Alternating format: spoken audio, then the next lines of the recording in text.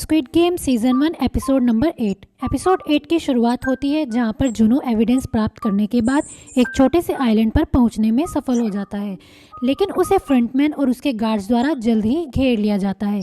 वह एक चोटी के ऊपर पहुंच जाता है, लेकिन उसके पास आगे जाने का कोई रास्ता नहीं था।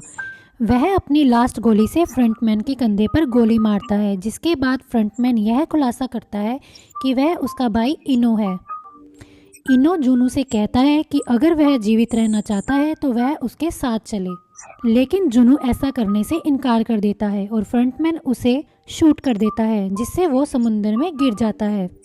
और दूसरी तरफ गेम में सिर्फ 3 कंटेस्टेंट ही बचते हैं, जिहुन, सांगवू और साइबियोक। हम देखते हैं कि साइबियोक को पिछले खेल के दौरान कांच के बड़े टुकड़े से चोट लग गई थी, लेकिन वह किसी को नहीं बताती। उन्हें फाइनल्स में पहुंचने पर बधाई दी जाती है और उन्हें एक शानदार डिनर दिया जाता है। उन्हें जानबूझकर चाकू दिए जाते हैं ताकि वे उनको हथियार बनाकर एक दूसरे को मार सके। जिहुन अब समझता है कि सांगवू इस प्रतियोगिता को जीतने के लिए कुछ भी कर सकता है, यहाँ तक कि अपने सबसे अच्छे दोस्त को भी मार डालेगा। वह साइबियोक से बात करता है और उससे वादा करता है कि जो भी जीतेगा वह दूसरे के परिवार का ख्याल रखेगा। जिहुन यह नोटिस करता है कि सांगवू सो रहा है और वह उसे मारने के लिए चाकू निकालता है। जिहुन समझता है कि साइबियोक गंभीर रूप से घायल है और वह मदद के लिए गेट के पास जाता है। गेट अचानक खुल जाता है और गार्ड्स कॉफिन लेकर आते हैं। गार्ड्स के हाथ में कॉफिन देखकर जिहुन बहुत ही हैरान हो जाता है।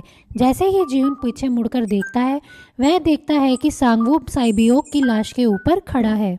सांगवू के हाथ में एक चाकू होता है जो कि साइबियोक के खून से सना हुआ था। ये सब कुछ देखकर संगजिहुन बहुत ही ज़्यादा गुस्सा हो जाता है।